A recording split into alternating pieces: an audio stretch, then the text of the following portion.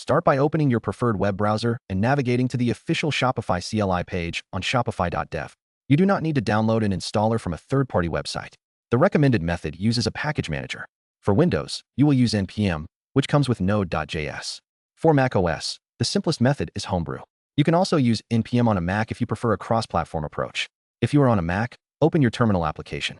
Type the command brew tap Shopify/Shopify and press enter. Once that repository is tapped, type brew install Shopify CLI and press enter.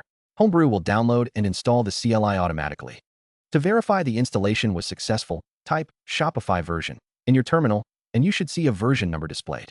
If you do not have Homebrew, you can install it first by following the script on brew.sh. For Windows users or those using npm on any operating system, ensure you have Node.js version 16 or higher installed. You can check this by opening Command Prompt or PowerShell and typing node v. If Node.js is not installed, download the long-term support version from the official Node.js website and run the installer. Once Node.js is ready, type the command npm install g at Shopify/CLI at Shopify/theme and press enter. The G flag installs the packages globally, so you can run Shopify commands from any directory. After the global installation completes, log into your Shopify store from the terminal.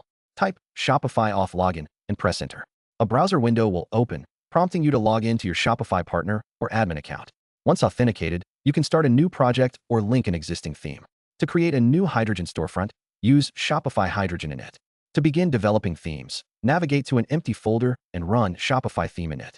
You can now serve your project locally by typing Shopify theme dev or Shopify Hydrogen dev, which will start a local development server and automatically open your site in a browser with hot reloading enabled.